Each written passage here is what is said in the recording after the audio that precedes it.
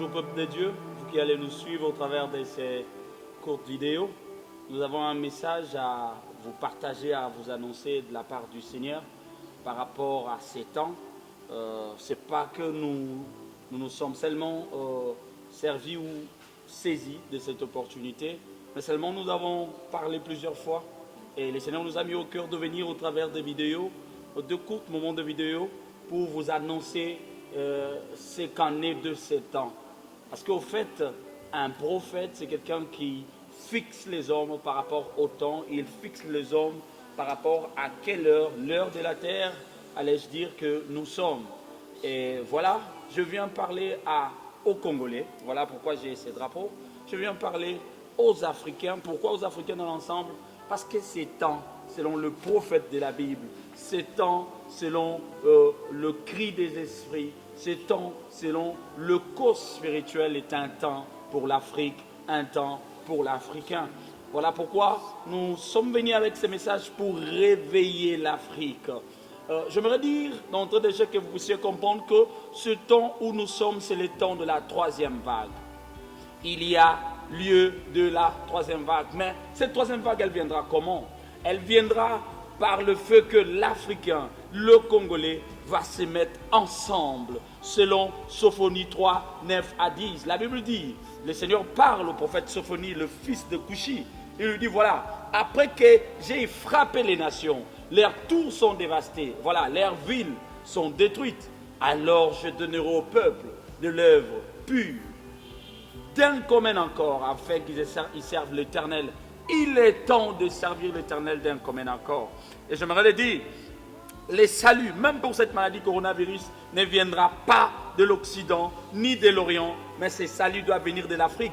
Voilà pourquoi les dirigeants politico-religieux, les dirigeants, ceux-là qui sont scientifiques, les chefs de file de sciences, le professeur, de médecins-chercheurs, et tout ce monde, dans la culture, et dans tout ce qui concerne la vie congolaise, la vie africaine, tous ceux-là qui sont chefs, quelque part, qui sont hautement placés, qui sont aussi, je veux dire, ceux-là qui ont une opinion au-delà de tous les autres, ils doivent comprendre que c'est le temps de s'élever.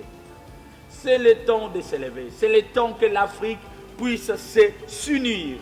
S'unir parce que rien ne viendra de l'autre monde. Rien ne viendra de l'autre côté. Rien ne viendra de l'Occident. Il est temps pour l'Afrique de s'élever.